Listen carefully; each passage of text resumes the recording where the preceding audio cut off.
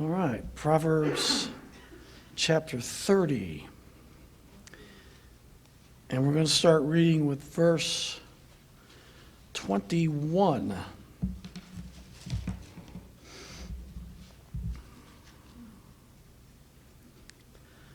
For three things the earth is disquieted, and for four which it cannot bear. For a servant when he reigneth, and a fool when he is filled with meat. For an odious woman when she is married, and a handmaid that is heir to her mistress. There be four things which are little upon the earth, but they are exceeding wise. The ants are a people not strong, yet they prepare their meat in the summer. The conies are but a feeble folk, yet make their houses in the rocks. The locusts have no king, yet they go forth all of them by bands. The spider taketh hold with her hands, and is in kings' palaces.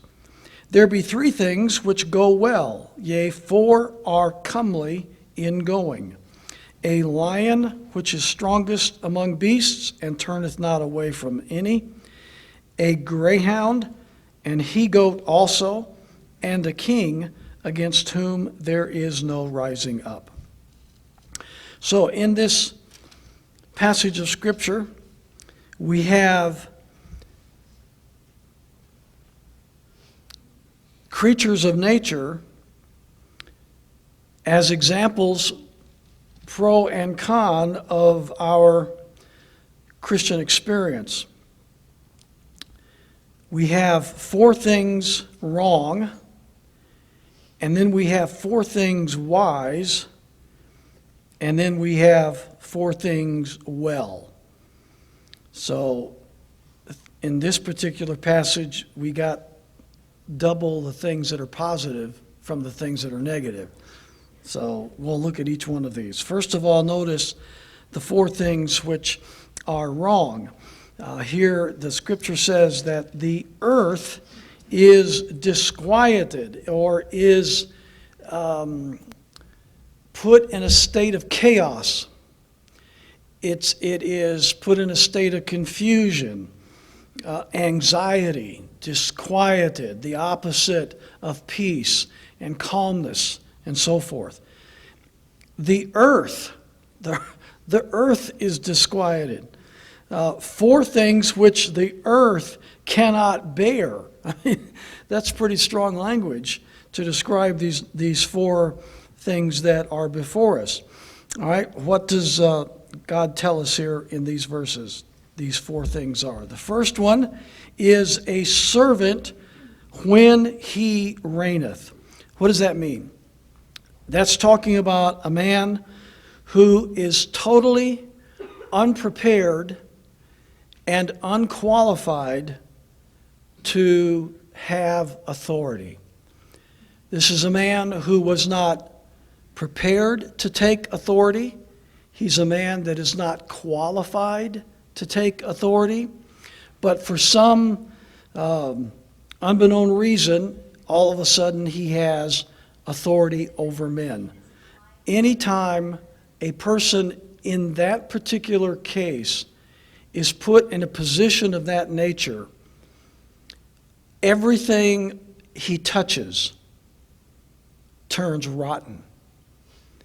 He's an unprepared man, an unqualified man, bearing rule over others. I think we have lived through these types of men, and are living through these types of men even as we speak. Unqualified in heart, in soul, in mind. Unprepared in heart and soul and mind. Oh, they may think they are. They may think they're qualified. They may think they're prepared, but they're not. They have authority, and that authority is always disastrous among anyone that is under them. So when a servant reigneth, the earth is disquieted. put in confusion. Secondly, a fool when he's filled with meat. A fool who is full of himself, very proud, maybe even pathological. A person that can do no wrong in his own mind. A person that is so full of himself that he cannot see and discern between right and wrong. A man in such a state, and to be filled with meat means, by the way, it means to be prosperous.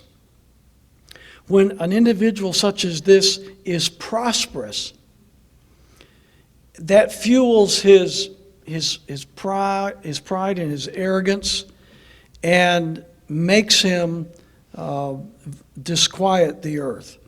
The fool and prosperity is a bad mix, because with prosperity goes influence. It goes with, there's a certain amount of respect. There are people that are walking around that are very wealthy and very rich, and therefore they are influential, and they are highly regarded, etc., and they are fools. Absolute fools. And like the servant in verse 22, this individual disquiets the earth, and everything he touches is poison. Verse 23, for an odious woman when she is married. Someone who is stubborn and obstinate. Someone who is hateful and spiteful in a marriage relationship. Man or woman is a very disquieting influence in the family. There are some people that are so hateful, spiteful, obnoxious, belligerent, etc., in their marriage relationship, that there's nothing but heartache and grief and so forth within the family. Fourthly, and a handmaid that is heir to her mistress. Now, what does that mean? The picture here is a handmaid who has used deceit and treachery to subvert the mistress, or the proper authority over her. She's deceitful and conniving. She is filled with jealousy over her authority, or the mistress over her. She is envious.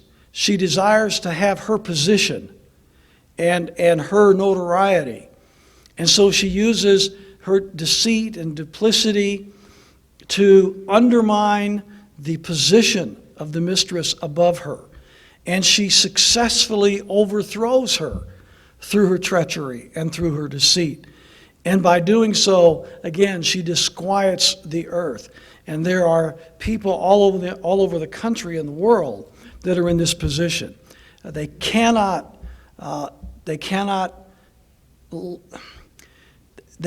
appreciate the leadership. They cannot appreciate the position of people above them. They're always conniving and working and looking for a way to subvert and undermine that position and that authority. And many of them succeed. There are churches across America where the pastor, the God-ordained minister, has been supplanted by these conniving, deceiving, carnal, evil, wicked people in the church that have completely destroyed the church and the spiritual atmosphere of the church because of the way they have supplanted the man of God in the church. It happens all of the time. And I'm telling you, it happens here in the Flathead Valley as much as it happens. I've seen it in my 40-plus years. I have seen it over and over and over and over again. And again, the lack of discernment on behalf of people in the congregation to be able to understand and discern the proper from the improper, the God-ordained from the satanically inspired. The devil does not come to us with a pitchfork and horns and a long tail. The Bible says that his ministers appear as angels of light. And a lot of people are following these ministers of Satan that they perceive to be angels of light. They're not. They're supplanters. They're deceivers. They're instigators. They're trying to dethrone that which God has established in his kingdom. So these are the four things that God here in this chapter says: disquiet the earth, bring confusion and war and conflict within the earth. Now he goes on to describe 8 things of a very positive nature. There are 4 things which are little upon the earth, but they are exceeding wise. The ants are a people not strong, yet they prepare their meat in the summer. Have any of you ever owned one of those glass ant colonies? Have you ever seen one? You know, where it's an ant colony. You can see everything underneath the ground, and you can. What's the first thing you notice when you see that? Those ants never stay still. They move constantly. They work constantly, tireless in their work. They're busy all the time. And so even though one little ant by itself cannot do a whole lot, you put a colony of ants together and you have a powerful force. And if you've ever lived in the southeastern or southwestern United States, and when I tell you the illustration of a fire ant, you know exactly what I'm talking about. Those mounds will get big like this, and there will be millions and millions of ants in a single mound. They will kill cattle, horses, wild animals, people if they happen to fall and can't retrieve themselves from that position. They are ferocious, and they are as one in their efforts. Everything they do has a purpose. Everything has a cause. They know exactly what their task is, and they set about doing it. And by the way, the only way that I know of that you can permanently get rid of a colony of fire ants is you've got to shovel up some fire ants from another mound and stick them in a foreign colony. And those fire ants will kill each other. That's about the only way you can get rid of them. I mean, you can put all the insecticide you want on them, and all they do is they leave this part of the yard, and then they wind up over here on this part of the yard. Right? Come on, they never go away. It's amazing what these God calls them people. Amazing what these little people can do. But what could we do if we all worked just as tirelessly and with a united spirit as one person working together for a common cause? What could we do in the Lord's work? One of the reasons that we don't do much today in the Lord's work is because we are not united. We're not united. We're not united in the church. We're not united in our quest for liberty, constitutional government, all the things that we talk about all the time. Very little unity in this regard. And that's why we're struggling. I mean, we can blame all the exterior forces we want, but the fact is we're a divided people, and we will never accomplish anything unless we have unity.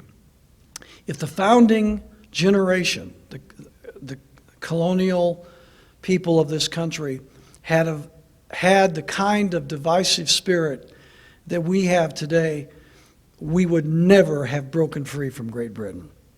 We never would have done it.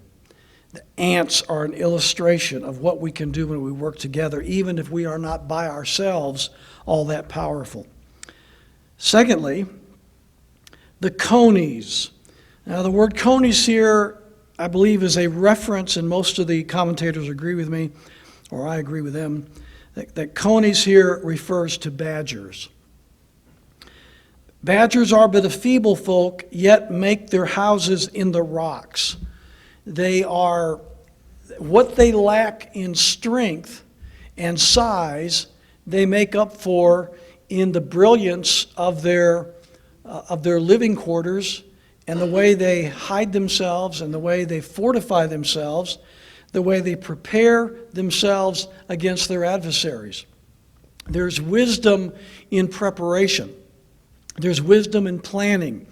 The badger recognizes that he may not be able to withstand the coyote or the wolf, as the case may be in one-on-one combat.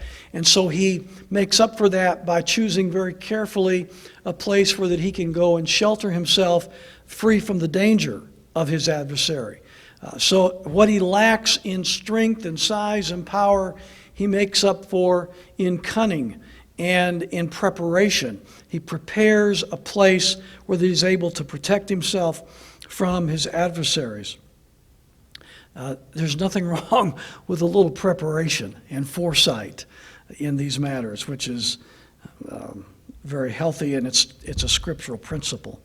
The next one, the locusts have no king. In other words, they have no singular leader like the ant. The ant doesn't have a singular leader either, but they work together in harmony as one, even though they don't have a singular leader. The locusts are the same way.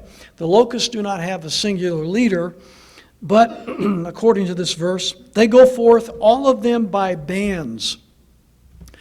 By bands means in a very organized and detailed manner. Now, we've studied enough history, even here in our own country, to understand what a horde of locusts can do to an area. Right?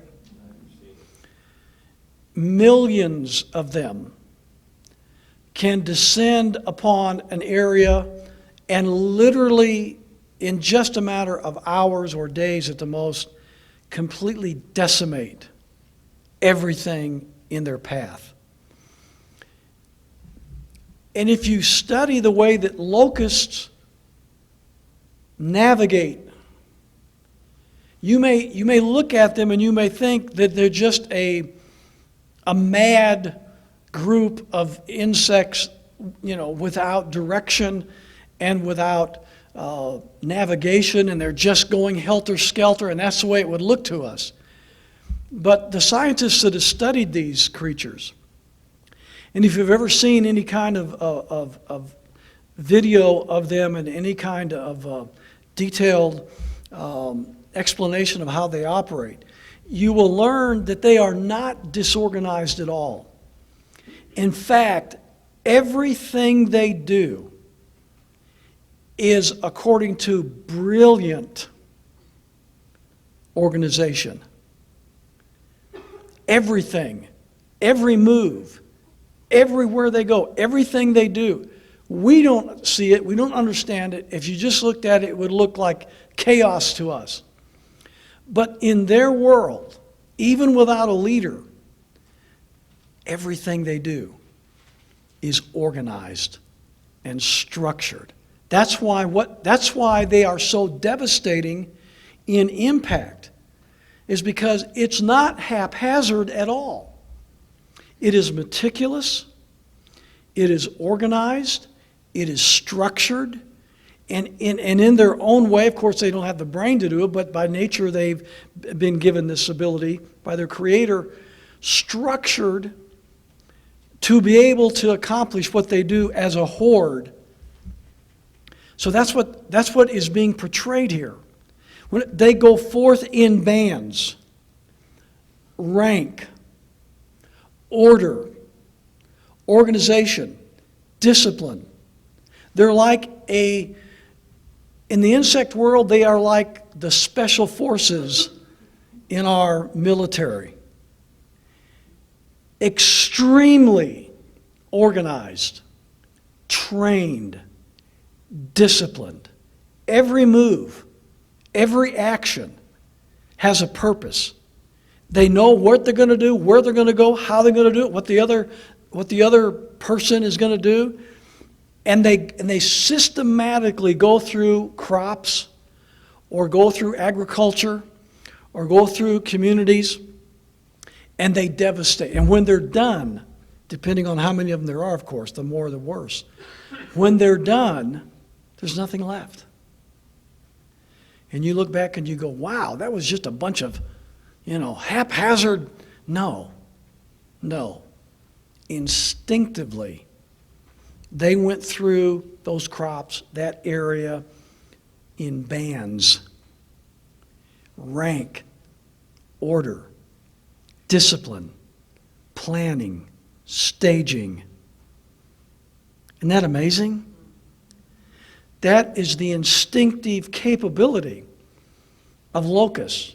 The lesson for us is the importance of organization, the importance of being able to discipline ourselves and to have structure and order in our lives.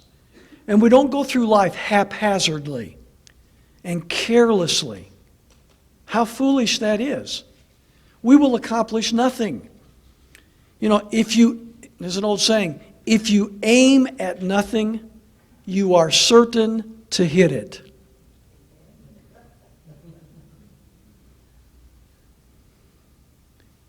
You achieve what you aim at. You accomplish what you are positioned to accomplish. It is an organized, it's not emotion driven. It is calculated, planned. And while, of course, we can't prepare for everything, and we don't know the end from the beginning, and we're limited and finite, we don't know everything, of course. But as much as we can, we should be an organized individual. We should be a planned individual. We should have a purpose. We should have a preparation, a cause. You young people that are here, I cannot encourage you enough to learn everything you can, to get all the education you can, all the knowledge you can, all the training you can. Prepare yourself as much as possible to succeed in this world. There'll come a point when God will tap you on the shoulder, and He will choose at that moment to utilize your skills, your talents, your knowledge, what you've prepared for, what you've studied for, what you've learned. You will not even know, perhaps, what that may be 20 years from now, 30 years from now. You may not even have any clue as to how God is going to use your preparation, your training, your knowledge. But God knows.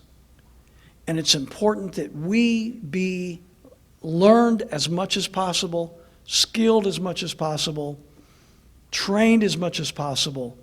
And like the locusts who go forth in bands, so we should go forth in an orderly, organized manner, so that God is able to take that which we've learned and that which we have disciplined and use it for His honor and for His glory. So that's what's behind that particular analogy. Verse 28, the spider taketh hold with her hands and is in kings' palaces. You can't get rid of spiders. They're like the indoor version of the ants. You can kill one in one corner, and you go into the next room, and there's another one. And it doesn't matter, how expensive your house is, and how much money you put into it, and all the preparation you've made, to make sure this house is just perfect. And then you look around, and there's another spider. You don't get rid of them. They're in king's palaces. They're everywhere. And what the emphasis here is the meticulous nature in which the spider weaves her web. Have you ever looked closely and carefully at a spider web? Have you? The next time before you knock it down, get a magnifying glass and look at that web. How can they do that? I dare say you would take an engineering degree for a person to create the equivalent of a spider web in the human world. It is an engineering marvel, an architectural marvel. It is incredible. They know exactly where to put that web in order to attract the most, or trap, maybe is the better word, the most insects. They know how to attach it. They know how to weave it. It's beautiful. It is absolutely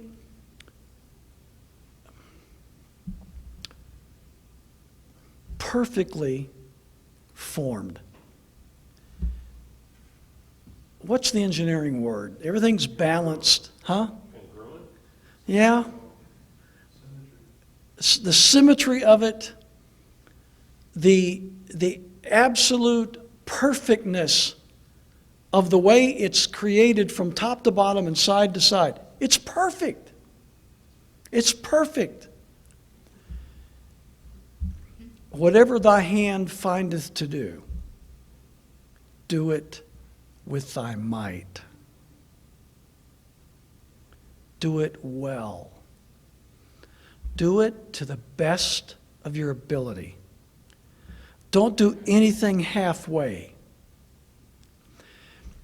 And what does the scripture tell us about if you will not be faithful over small things, God will not entrust to us large things. You know the reason why some people are never entrusted by God with large things? They're not faithful with small things. They're not.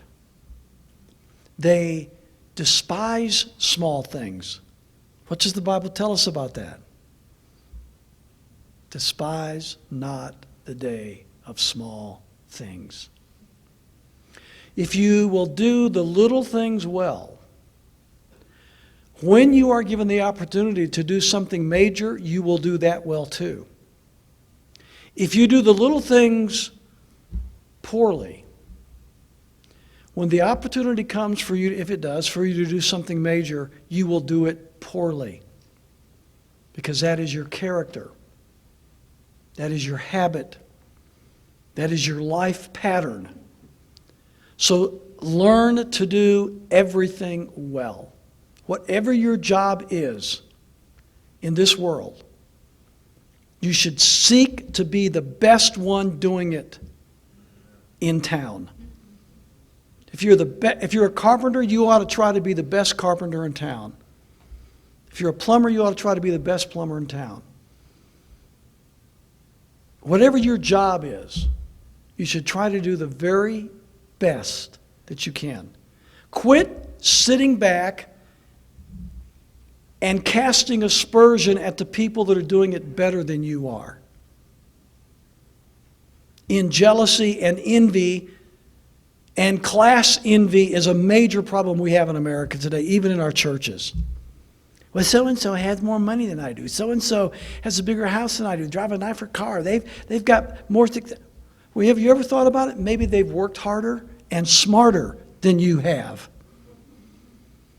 If you had put the time into the job that they have and the training and the effort, you would be where they are. It's not because they're necessarily smarter than you, although they might be. It's because they have worked harder. They've applied themselves. That's not true universally, but it is true generally. So the analogy here is to learn from the nature of the spider and her detail, her attention to detail, and the way that we should also meticulously pay attention to the details of that which God has put in our hands to accomplish. Then verse 29, there be three things which go well. Again, things wrong, things wise, things well. Yea, four are comely or beautiful in going. All right, another set of four here. A lion which is strongest among beasts and turneth not away from any. Obviously, the word probably that best depicts the lion is what? Courage.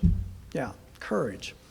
Turneth aside from none. It doesn't back up to anybody. The courage of the lion, of course, is universally known. That is how we should be.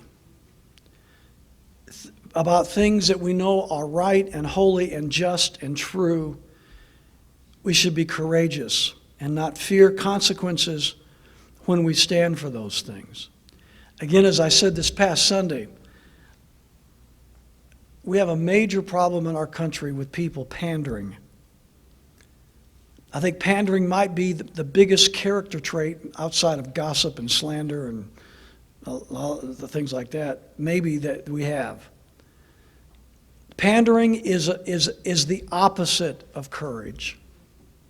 Pandering is the attitude that I am dependent upon my ability to manipulate, my ability to get along with, my ability to butter up, to placate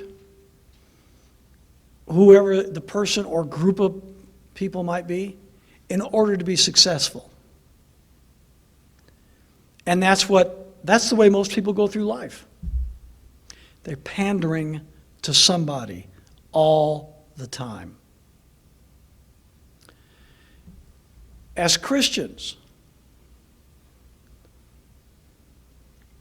if you don't hear anything I say tonight, hear this.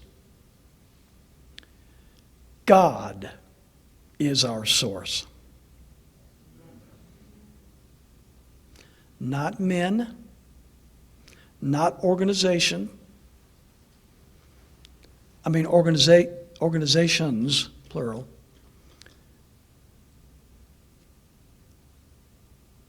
Not economies, circumstances.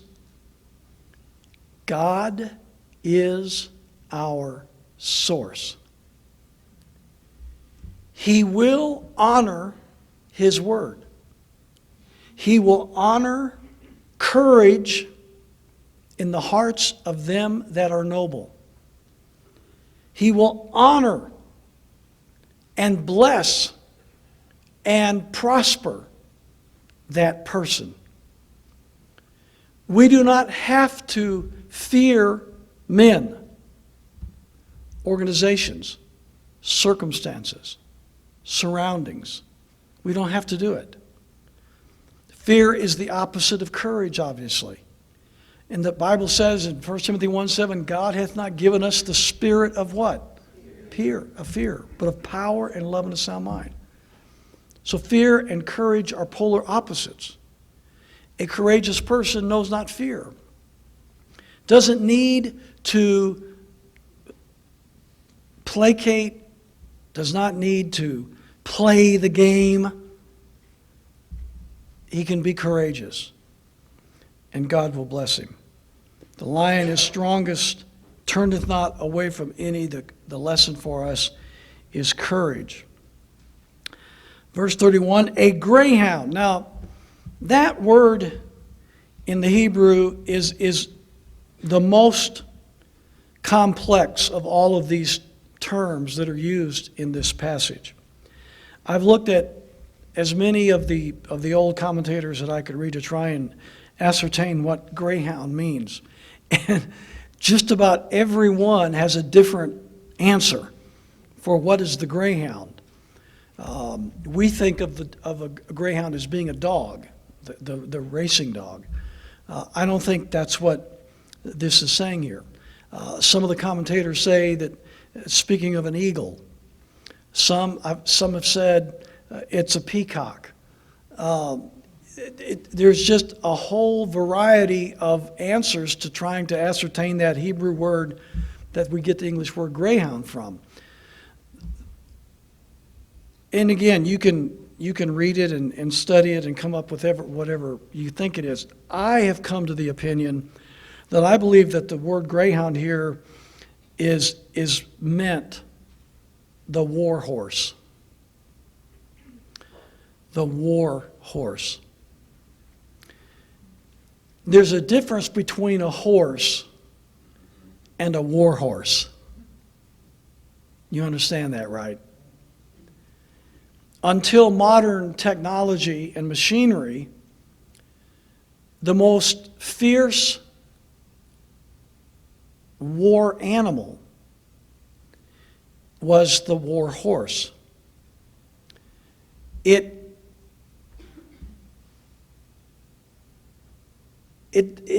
took the advantage away from the adversary depending upon your cavalry units. Your cavalry units were almost the backbone of the power of your army. The Pharaoh in Egypt in ancient times, the strength of his army was seen in the chariots that were, of course, drawn by horses. But the war horse is more powerful and stronger, bigger, more majestic than ordinary horses. Not only that, they're bred for war. I've read some interesting things about the war horse. One of the things that I read said that a war horse can smell a battlefield for miles and miles and miles. And when it gets the scent of a battle, you can hardly hold it back. It charges to the battlefield. It can't wait to get there. It doesn't hesitate. There's no fear in it. No hesitation. The only way you could keep a war horse from the battle is to corral it in a way that it couldn't get out. That horse is going to go to the battle or die trying. That's the nature of the war horse. And I think that's the word that is used here. That war horse who strong, valiant, like the lion, courageous. But even more here, it can smell the battle, and it runs to the battlefield. It feels it gets its worth on the battlefield. It feels that's what it was born to do, was to take its rider into war.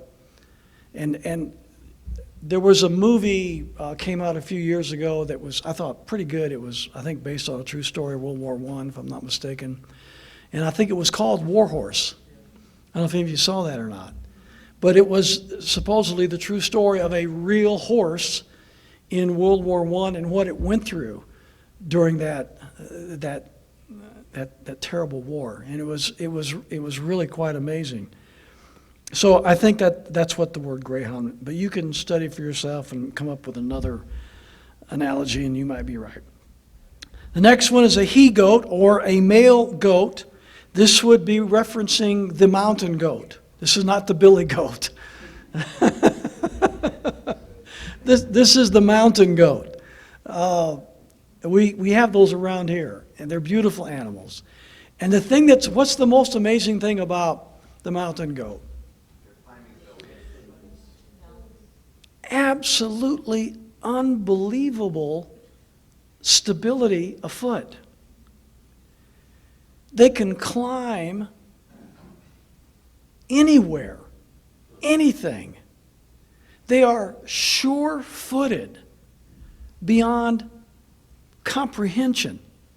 You and I would die 1,000 deaths if we attempted to go where the mountain goat goes.